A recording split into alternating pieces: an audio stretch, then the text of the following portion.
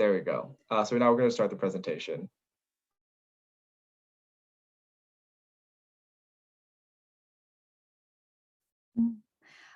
So first we had the Protecting Public Health and the Environment and Restoring Science to Tackle the Climate Crisis executive order. This was on January 20th.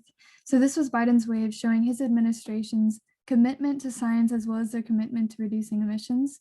This included reducing methane emissions and air pollution, halting all oil and gas drilling in the Arctic, restoring the national monuments such as Bears Ears and the Grand Staircase Escalon national monuments that the former president had reduced, and blocking the Keystone Pipeline, and undoing many of the executive orders passed by the former president.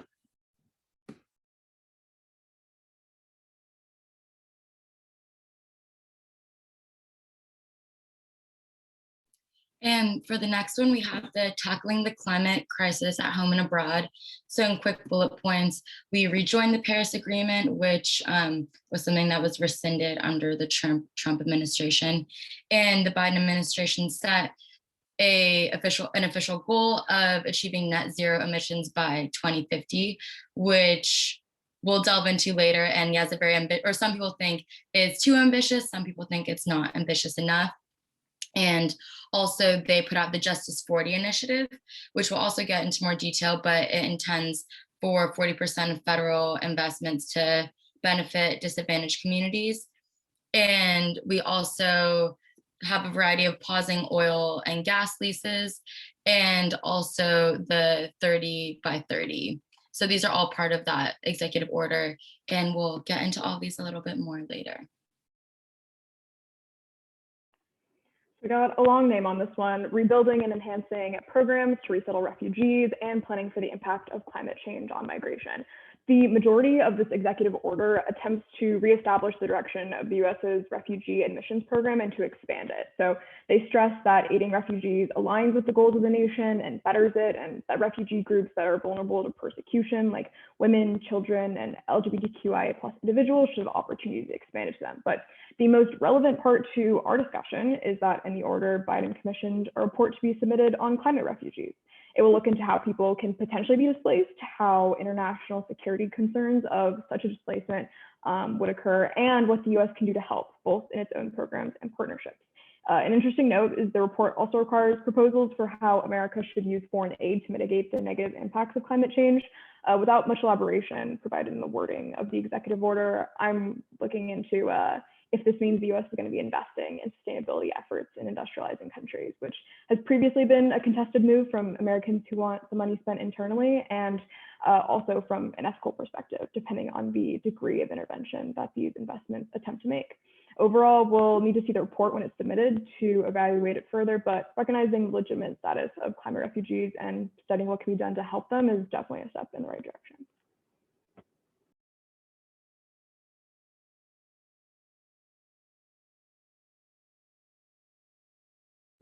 Great. So through January and March, there was many key appointees and agencies, and we'll just go into a couple of them that we thought were important. The first appointee is Gina McCarthy. She's the first National Climate Advisor. This is a new position that was created by Biden in the beginning of his term. Gina was also the former administrator of the EPA under Obama. Next, we have Michael Reagan, who is the new administrator of the EPA. Michael oversaw the North Carolina Department of Environmental Quality for 13 years and cracked down on chemical companies while he was there. Jennifer Granholm will be the new Secretary of Energy. She was a two-term Michigan governor and was a cheerleader for both the Green Deal and green jobs. She will be responsible for finding breakthrough technology and dealing with nuclear matters. John Kerry will be the Special President Envoy for Climate. This is another new position created by Biden at the beginning of his term. This position has the authority over energy and climate. This position is dedicated to climate change issues and to addressing the climate crisis as it affects national security. Many of these positions, as well as countless others, will be included in task forces such as the Environmental Justice Advisory Council. This council will bring greater visibility to environmental justice issues across the federal government.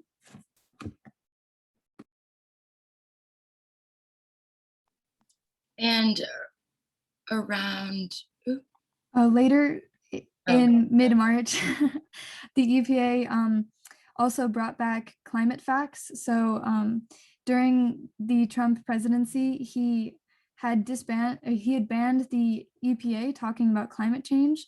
So their website had gone down for climate crisis science, and this just showed his commitment to science and bringing back talk of climate change.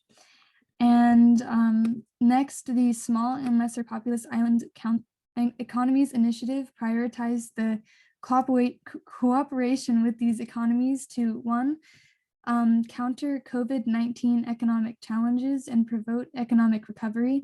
Two, respond to the climate crisis, which is very important because many of these islands are feeling the effect of climate change and sea level rise at a much higher rate. And three, advance long-term shared interests. And that's like a very interesting term, long-term shared interests. But this idea of shared interest, the Biden administration wanted to increase cooperation within these areas for several different reasons, but one was to continue military partnerships within many of the Pacific Island countries.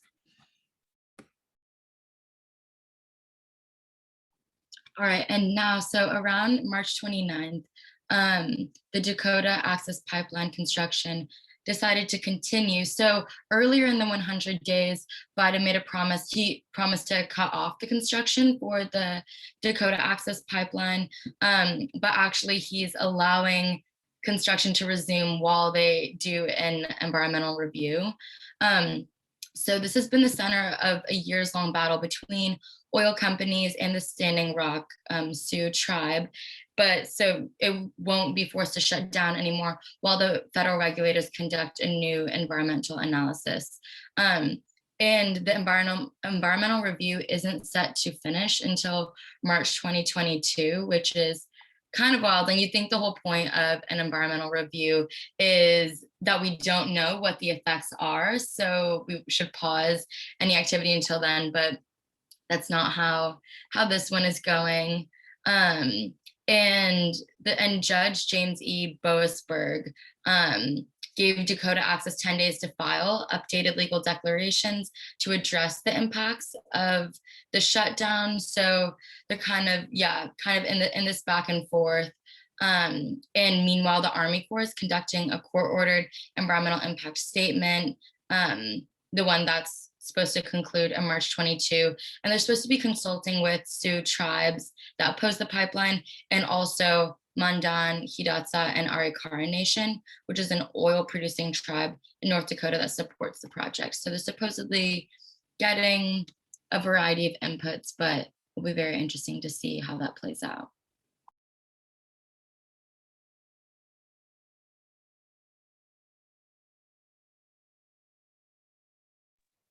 All right, so as we headed into April, right at the end of March, Biden announced his offshore wind energy projects.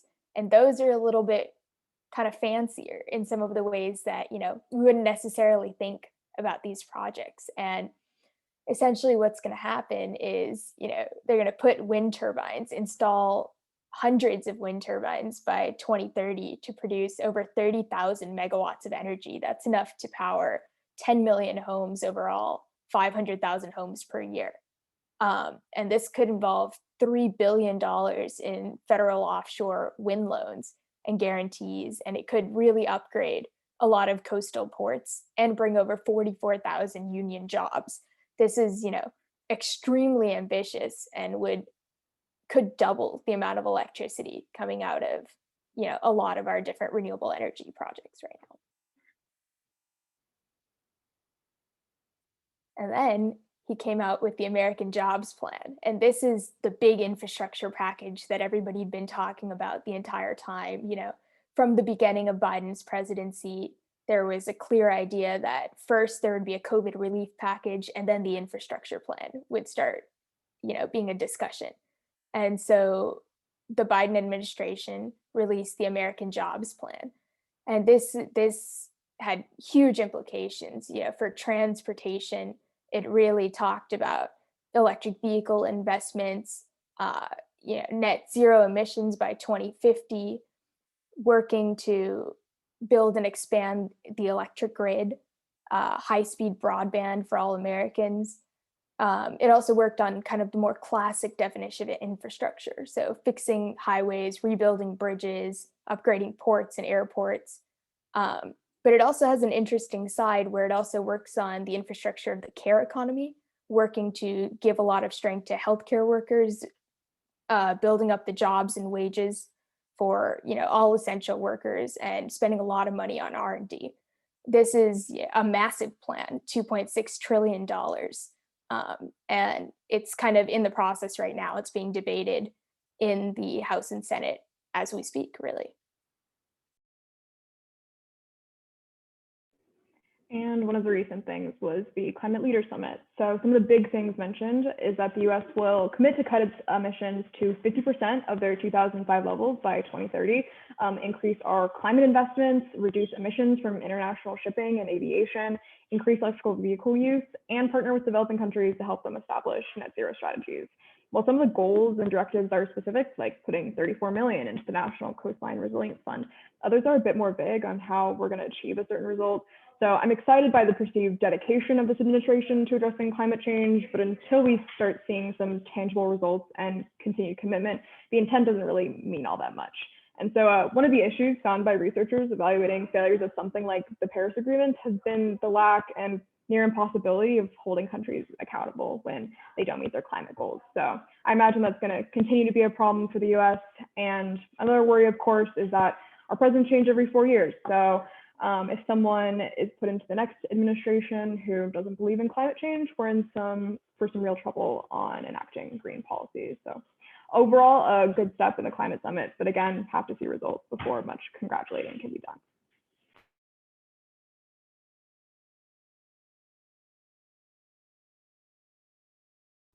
Alrighty, and so we're going to move into so after learning about kind of the general timeline of what's kind of happened in the last 100 days, we're going to be moving into the open discussion of the event. And so that's kind of the main body, the meat and flesh of this event.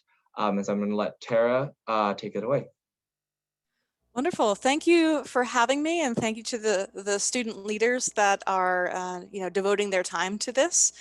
A lot has happened over the past year, and it's helpful to have people break down the issues for you. I would say to our guests in the audience today, after this, if you are kind of inspired to look up more information about Biden's promises and how he fulfilled them or not, the LA Times is a great article that breaks down and rates Biden based on sort of the four main crises that he said he would address in his first 100 days, which included obviously the coronavirus pandemic, the recession, climate crisis, and racial injustice. And interesting, a lot of these issues overlap and feed into each other. So I would recommend afterwards, if you want to read up on other policies, that would be a good place to go.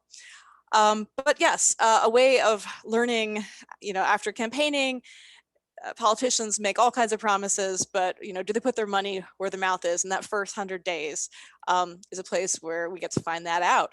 So now that we've hit 100 days of the Biden presidency, I'm going to ask the panelists, do you think that Biden has hit the goals set out in those 2 executive orders in late January?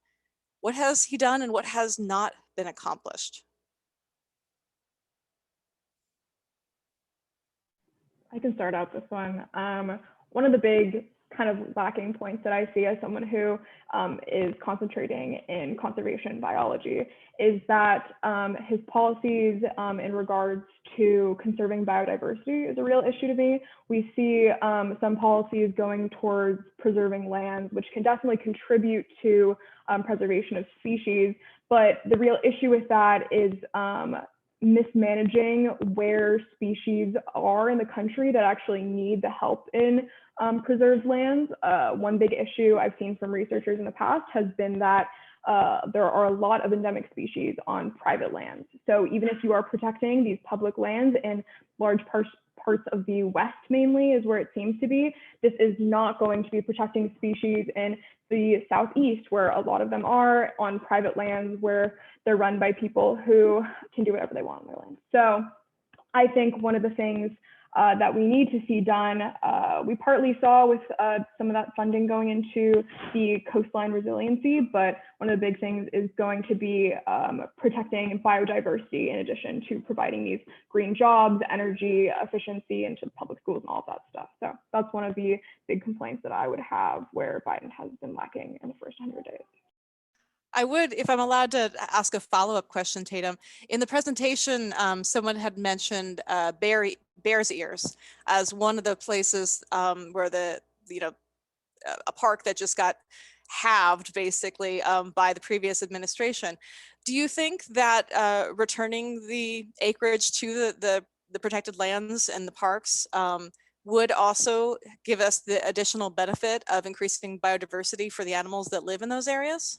Oh, definitely. Acreage is a big concern, especially because we have an issue in the country where we often rely on national parks to supplement these large territories of the country, to giving animals the range that they need to be getting enough prey, enough resources wherever they are. And the fact is that a lot of these national parks really aren't big enough for a lot of the large predators who need migrational ranges that go, across states, across a lot of boundaries through private lands where they really should be.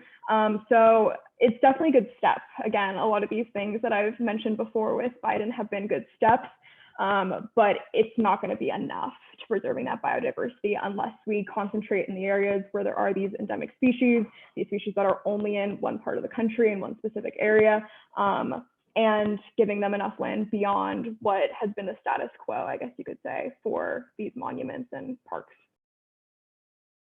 And if I could ask Charlotte for a moment, in your presentation, you brought up the 30 by 30. And I'm kind of curious how you feel about Biden's actions in the first 100 days in regards to this.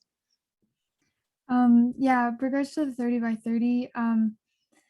So there was a task force created that was supposed to speak to a lot of stakeholders within this group within the first 90 days and create a pretty large report outlining what they were going to be doing in the future. That is yet to be, since this is within the government, I have not seen what their plans are, and they haven't been outlined fully within it, but a lot of what they were talking about sounds really cool. And some of the ideas that have been talked about within the government or within articles that I've read are co-management of these areas with tribal leadership, which is very cool. Conservation on private lands, which Tatum brought up, and an increase in wildlife refuges and national monuments. So this idea of conserved lands isn't just going to be considered national parks. They're going to expand the idea and hope to get conservation throughout the US in many different ways. And do any of the other panelists have gut reactions to how you feel that Biden has performed in his first 100 days? Yeah, I mean, I think one of the biggest things that Biden has done in his first 100 days has been to restore some legitimacy to the science that we've seen. I think for the last 4 years, there's been a lot of questions about, does climate change exist? Is this really the right way to do things? A lot of doubts. And by doing even the most basic things like putting climate change back at, on the radar, something that the government is supposed to be addressing, or putting that back on the websites and stuff like that, or creating these climate task forces, or even for all of his different nominees, talking about how, say, even the Treasury Secretary is going to have a role to play in the climate crisis. I think that is, the biggest thing that he's been able to do so far is really make that a whole government effort. Because realistically, you can't address the climate crisis without bringing everybody and everything in. And so I would say that's one of the biggest and best things that Biden has done in his first 100 days for the climate crisis, is really just talk about it again, bring science back to the front. Yeah, definitely. And adding on to that, besides adding legitimacy and also in kind of recruiting all levels and different agencies of government to, and just relating it to the climate crisis and that we need to, and how we're going to tackle it. Yeah, I like how in the first 100 days, not only did the administration create a White House Environmental Justice Interagency Council, they've kind of appointed different chairs in like the Council of Environmental Quality and a chair in the or chair of Economic Advisors Council. I think I got mixed up with all the names, but this idea of like interagency collaboration and focus is really essential to tackle this crisis and go about it with a justice oriented lens, because environmental justice isn't just about getting below 2 degrees of warming. It's about where people work and live and play. So I appreciate the holistic lens that they're using to approach it, definitely. And they definitely set some really lofty goals, but it's better to reach a little further and then see where they land than the opposite. So that's something that stood out to me. Thank you for sharing that. On a very, I know, almost silly and local level, I still see all the trash cans around campus that are, zero waste by 2020, which obviously, didn't happen. But to set a goal and try to get close to it is probably better than just to give up altogether. But I want to shift to talking about some of the more specific goals that he set out to do and what happened. So one I'd like to address would be the interestingly named, and we could discuss that further if you're interested, American Jobs Plan. So examples of that being carbon tax and different focuses. As a group, I was wondering if you could comment on Biden's motivation behind certain points in this plan and what you think of it. Well, I'll start with just saying that the framing of the whole package is definitely an interesting point, right? It's something that the marketing of it is infrastructure and jobs, but some notable investments that are behind this plan are into affordable and sustainable housing, clean water infrastructure, energy efficient public schools, public transit support, and a big part of these investments are going into underserved communities that really need the support in these different points in their community. And so when I was initially looking at this plan, it's jobs plan, I thought that it was all going into, research and development with climate related things like the tech sphere or something like that, or just going into the restoring of mines and such. But really a lot of the things behind this plan, a lot of the investments are going into things that help out communities a lot. And the different perspectives on that is an interesting point, because you have sides who are saying, well, jobs and infrastructure, this isn't jobs and infrastructure. Like, this isn't what Biden said he was going to do. Where are these investments going? Versus other people are like, well, I'm very happy that it's going into these underserved communities who really need the support. So I am definitely think that the framing of it was an important point for Biden, because pushing through a plan about jobs and infrastructure is definitely a good way to get people on board with it, even when the package includes some things that they might not necessarily have wanted to be funded. Yeah, adding to that, I mean, even in Biden's speech just the other night, he spent almost the entire time talking about jobs. And he tied that into every single other thing that he had been proposing. And he certainly laid out his plans for the entire American Jobs Plan, but he didn't talk about it from a specifically climate change or anything like that related. There was no kind of moral imperative to do it because of the climate. It was because of jobs, and I think that's an extremely important thing. And I also think addressing all of this stuff from so many different angles is extremely important. As Tatum mentioned, we're looking at kind of building sort of stuff and, creating kind of more efficient, energy efficient housing and stuff like that. But we're also looking at electric vehicles. We're also looking at, fixing the highways, and there's just so many different angles. And I personally am a big fan of the electric vehicles sort of thing, because I think that's the way our country is moving. I think that's the way the world is moving. And I think both public transportation investments as well as kind of private transportation, personal electric vehicle investments are extremely, extremely important as we move forward.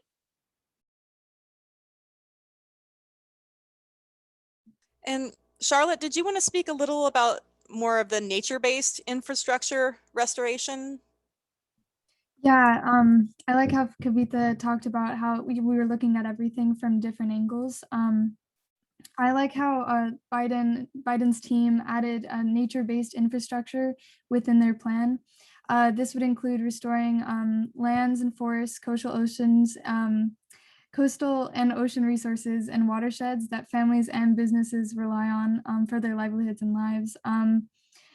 And we would also be investing in protection of it for extreme weather events like wildfires and floods. And I love that nature is even a part of this infrastructure talk because, it's necessary.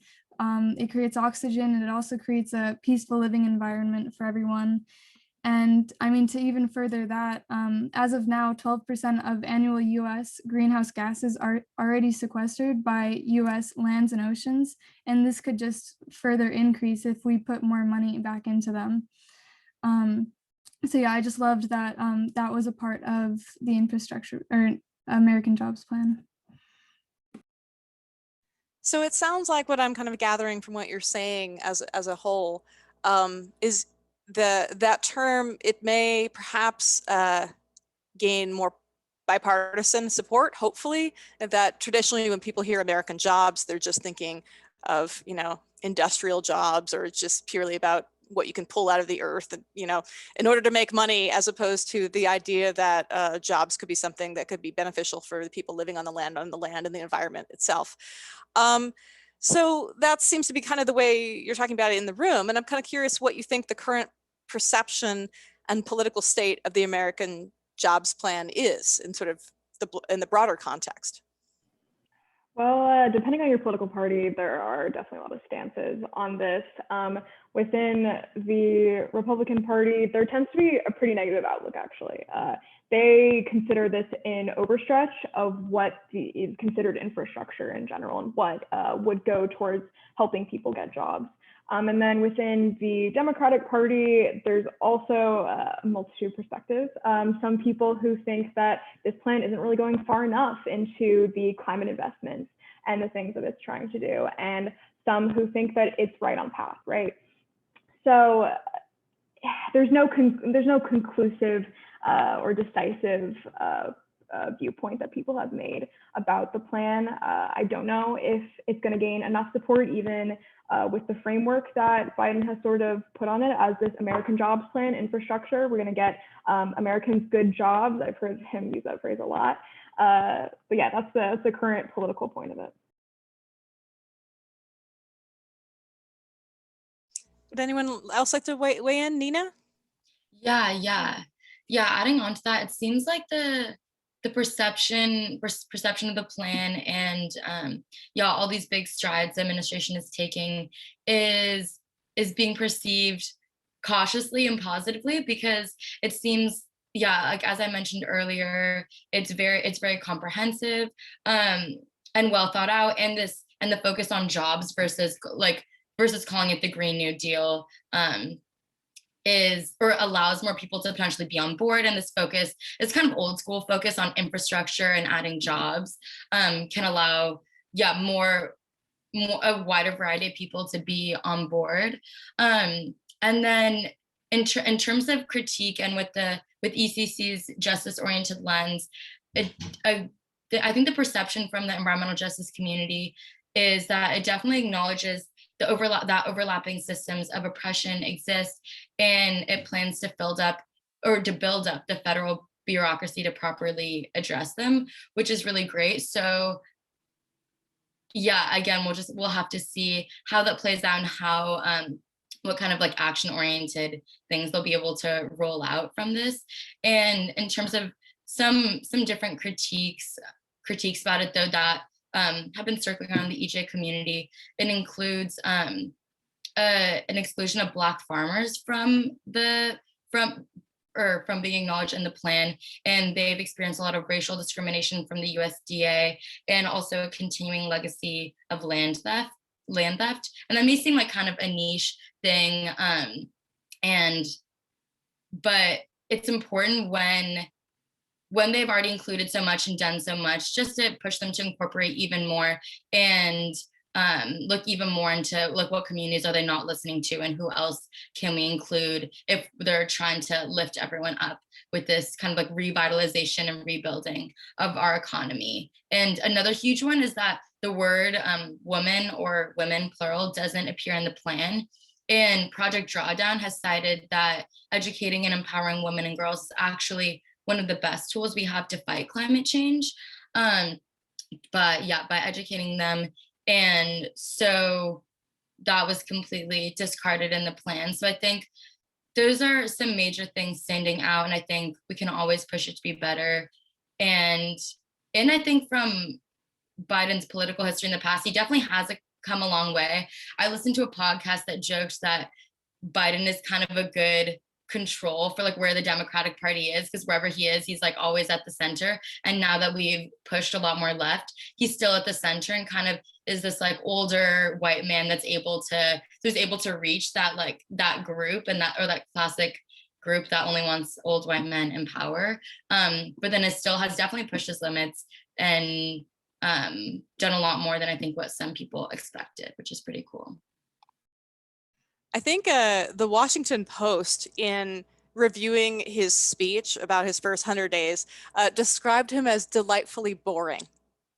And I think what they meant by that is we are so accustomed to the bombast and sort of yelling of the previous administration that to have someone so middle of the road, mild, is kind of a huge relief and a type of success in its own way. So I think, Nina, that is probably partially what you were speaking to as well. So that brings us to, okay, we've made it through the first 100 days. He's starting to like turn the corner on the coronavirus pandemic, thank goodness. And so hopefully can focus some perhaps less effort and money and time on that and start doing it on these other areas that had to go to the back burner a bit because of the nature of the crisis. So I'm thinking with regards to a lot of these promises made and the goals that were set, what do you think that we can expect from the Biden administration over the next 3 or 4 years? And will the laws get passed, and how? And how do these first 100 days set the course for the entirety of the Biden presidency?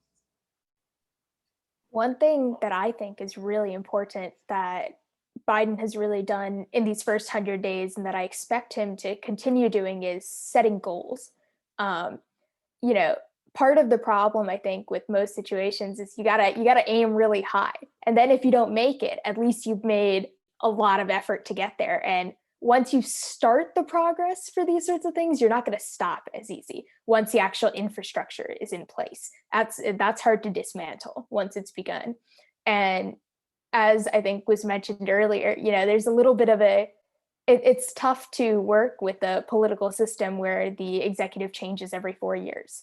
We don't know if Biden's going to be in office in 4 years. We don't know if it'll be a Democrat. We don't know if it'll be a Republican. And so one of the best things he can do is really just continue to set the groundwork for what's to come. He's set ambitious goals for, you know, net zero by 2050 and stuff like that. And states have helped with that by, you know, making kind of zero emissions vehicle mandates by 2035 and stuff like that. Those are the sorts of things that are going to push the country forward. And really then, no matter what happens after that, you know, once that's begun, it's likely to continue, at least at some level. Yeah, once manufacturers are only creating electric vehicles, or, you know, in this case now, renewable energy is cheaper in a lot of ways than oil and gas and stuff like that, then why would you go back? And so I think one of the best things that he can do is really continue to put the US on the right path. I don't see any real impressive dramatic bills or laws really happening, given how volatile the Congress is right now. But I think there's a lot you can do with executive orders and things, as well as all of the agencies. We shouldn't forget about how much the EPA can do, or the Department of Energy or Department of Transportation and stuff like that can do as well to help with this. And I just liked building off of that, and also on the note that Tari had mentioned with being a pretty boring president overall, is that one of the big things that we see out of a lot of these executive orders is him requesting reports on things, like get back to me in 180 days on how climate change is affecting refugees, how we can identify these people and help them out, or like what kind of partnerships can we make to help these people. And that's something that his boringness and mild-manneredness, whatever, preparedness, really reflects in his executive orders, because you see him asking for these reports, creating the committees, creating the positions necessary to research into the issues that he's trying to solve. So you're not always seeing the huge legislation that you might want to, dramatic bills and everything that are going to be hard to stuff through Congress anyway because of Republicans being pretty hostile to them in general. But I think, like Kavitha said, it sets the groundwork where we are getting the committees and people looking and researching into these topics so that we are prepared for whenever there is a person in the administration who is informed about the climate change and climate crisis and how they want to deal with it, we'll be ready to enact policies that create positive change.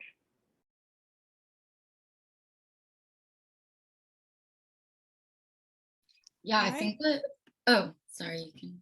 No, I was just going to ask if you wanted to weigh in. It clearly you do, so go for it. Oh, yes. Thank you. Yeah, I think that the legacy of the next 3 to 4 years after these 100 days is definitely difficult, and kind of brings up just a much broader issue of this really polarized political system we have now, and how both sides have become a lot more extreme and radicalized. So yeah, it's difficult to say, and we also discussed in some of our prep meetings for this panel just like how much power these executive orders actually have, and talked about how it's totally different than like Congress actually passing a bill. So yeah, like the other panelists have mentioned, I don't expect like a ton of huge sweeping bills to pass and like the economy actually to be regenerated and revitalized in these 4 years. But I think there will be a lot of efforts to, and hopefully it leads to a greater, because I think there will be a lot of roadblocks. We also talked about abolishing the filibuster in some of these earlier meetings. So I think, hopefully, I think they will run into a lot of roadblocks, but hopefully it'll spark a discussion of how to deal with this more polarized political system. Maybe I like the idea, and a lot of people do, of like a multi-party system or ranked choice voting, just a way that it doesn't make these choices seem super extreme and allows people to actually work together and get things done, because it's difficult to say how much the administration will be able to get done.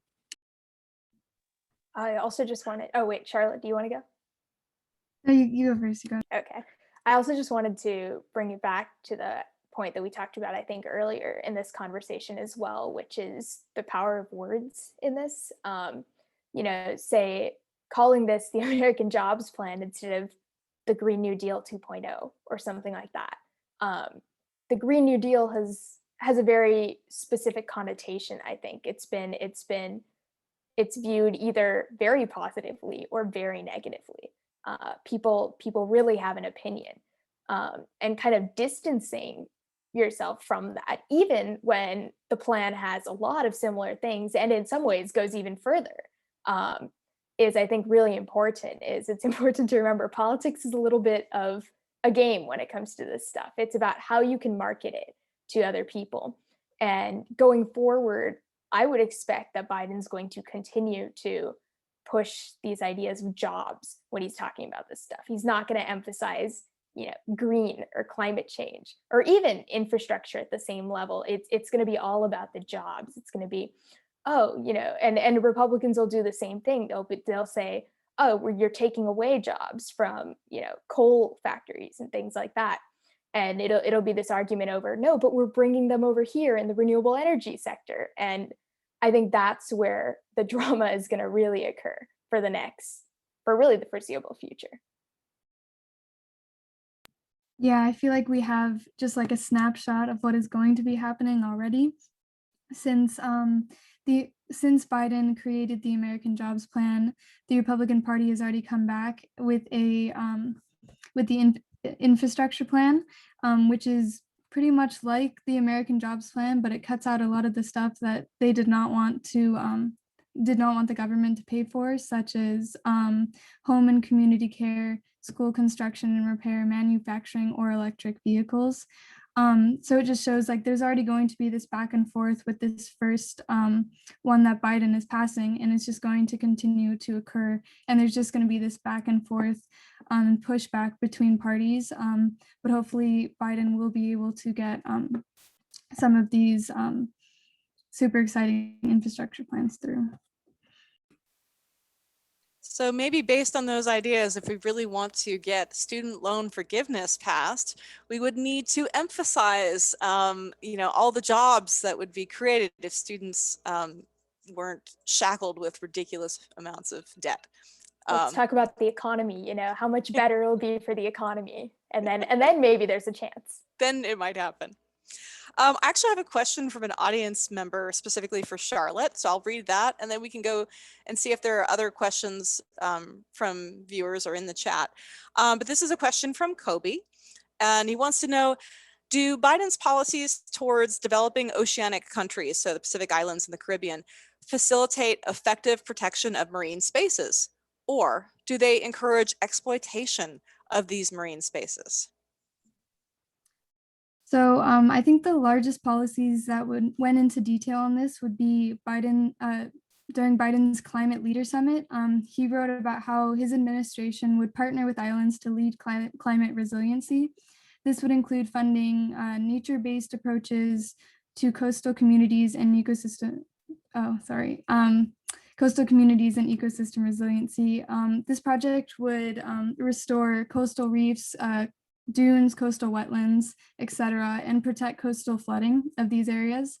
They were also looking to promote resiliency in the Southern Oceans through supporting 3 marine protected areas. So I believe these plans are aimed at facilitating effective protection, although it'll be interesting to see how it plays out, because if their plans are as foolproof as they think. Although Biden's plans within this and within the Small and Less Populous Island Economies Initiative will bring more American influence to several of these islands, and no one will know what the indirect effects of that will be.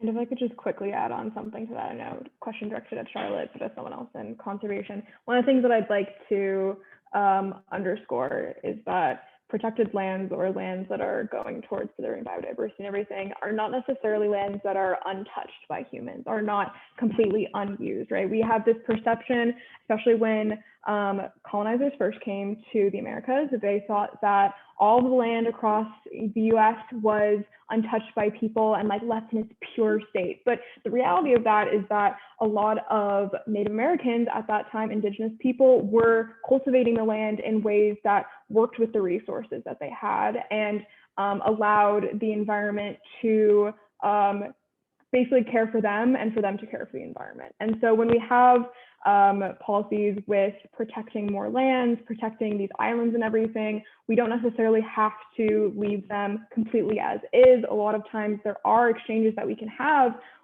with the resources, biodiversity, whatever it may be, on these places, and not leave them untouched. Because from this like European perspective of going into a land and like exploiting it for everything it's worth, we don't have to do that. There's other alternatives that haven't really been in our current paradigm. So I just want to note that like exploitation doesn't have to be the only way that we can go about it.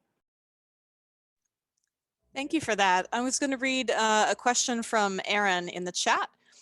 And Aaron wants to know, moving forward, are there any bite-sized, non-biased resources you'd recommend for keeping track of what's going on in the environment as it relates to environmental justice and climate change? I feel it's easy to get overwhelmed with all the information and was just curious if you recommend any resource for keeping tabs on what's going on.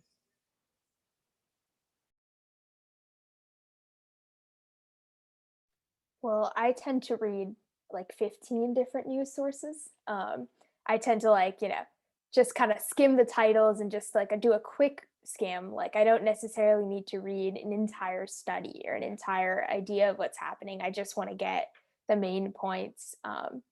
And I recommend looking at more specific energy and environment news sources. There are a lot of news sources that specifically cater to that.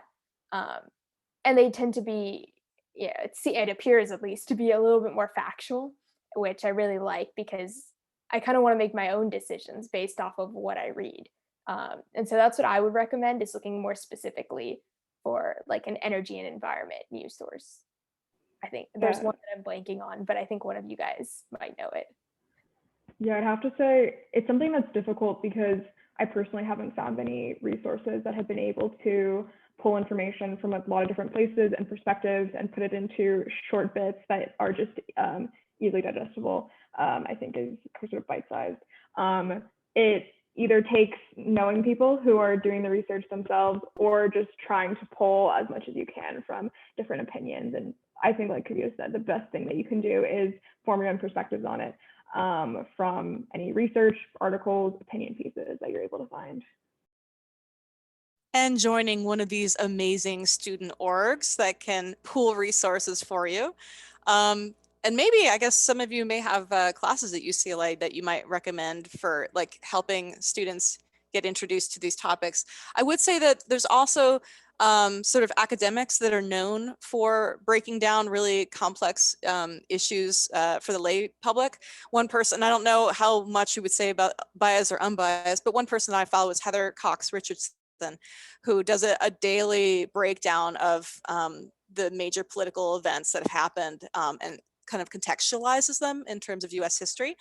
But to go back to my earlier question, are there any classes at UCLA that you all would recommend in terms of getting access to this information in a mostly unbiased way? I highly recommend The Political Economy of Climate Change, taught by Professor Michael Ross in the Political Science and International Development Studies departments. I highly recommend it. I learned so much from the class, and he's also very clear about where the science is versus where his own opinions are. So it's pretty obvious to know, where kind of things stand, and I really like that class. I'm also taking a climate change mitigation class right now, which is a 20-person class where we basically just learned about all of the different problems and what potential solutions there could be. So there's all sorts of kind of more niche classes that you can take. They're all out there, and you can kind of find them in any major. I've taken some very interesting courses while I've been at UCLA. I think another one would be climate change from puzzle to policy. I had Daniele Biaggi. He was a really nice guy, and I had a lot of fun in his class. Oh yeah, that's AOS 1, I think. Oops, sorry, I sent it in the wrong chat. But yeah, in that class, you really got into like the science and climate change. You talked about the IPCC, which is the group that creates like giant recommendations for all the world, like all the countries around the world, and really goes into the science behind all of the like papers that have been published on climate policy. So it's a really cool class. I'd also recommend Environment 140, Environmental Policy and Regulation. And I think it's actually required for all environmental science majors, but it's taught by William Boyd, who teaches half undergrad and half at the law school. And yeah, it's just super interesting. And he really delves into, gives a clear understanding of a lot of the major environmental regulation and policies that we kind of throw around, like Clean Air Act, Clean Water Act, National Environmental Protection Agency. I think that was the right phrasing. But yeah, really gets into it and like what they actually mean and to what standards they actually protect people and communities. And yeah, it was just interesting to see like the nitty gritty of like law writing and like how much the specific wording means. Like I remember, especially with the Clean Air Act, talking about regulating pollutants, they would say, like, there can't be any reasonable doubt of harm. And that doesn't actually mean anything on its own, but because of precedents and like in the lawmaking process, like it's become to mean something very specific, and it means like a little bit more pollutants than like, oh, like a chance of no harm, and like all these interesting details that I thought just gave me a better scope of what's already in place in terms of environmental policy, and gave me a better idea of what we need to change and where we need to keep working on. I agree. Environmental, I think it's a requirement for the environmental science majors out there, but sustainability talks is a really great class just for getting introduced to speakers on different topics that you might not have thought of before. I learned a lot about pesticides and connections to like cancer causes, and you get a lot of different perspectives from people. Like we had a drag queen come in who, Patagonia, they do a lot of stuff with trying to incorporate queer people into nature, which hasn't been a very represented group in that field. So it's like a 1 or 2 unit class, I forget exactly, but would definitely recommend if you just want to hear from a lot of interesting people, and it's not a lot of work overall. Thank you so much for sharing that. This has been really, really helpful for me, and I hope it's been helpful and enjoyable for our audience as well. In the interest of time, I want to pass things back to Marcus, but thank you so much for taking time to share your knowledge with us. And I'm assuming that if anyone listening has more questions, if they want to follow up with you, they can reach you by email or by your orgs, or maybe drop in the chat. Yeah, I can drop the ORCA email, and if any of the other clubs would like to drop their email as well. Yeah, ORCA I think can also redirect to our emails too if it's a bit of a hassle getting each of Yeah, ours. that makes sense. Yeah, and you can also find, I'm pretty sure everyone here on social media too, like the group's social media, or like their org social media, so that you can also do that too. But yeah, I would just like to thank everyone for coming. And I just want to again thank all the panelists and Tara for moderating the event. You guys did an awesome job, and I really appreciate all the work that we've all put into this. I'm sad that we're not going to be able to continue having those discussions because I found them personally very interesting. Yeah, again, if anyone wants to reach out to any of us, please reach out to the ORCA email or any of the club emails. As a reminder, ORCA will be having a speaker panel in 2 weeks on environmental policy. If anyone wants to learn more about environmental policy and how to put that into the how people get from policy to action. But yeah, thank you again for coming. And I'm going to stop recording right now because I need to remember to do that.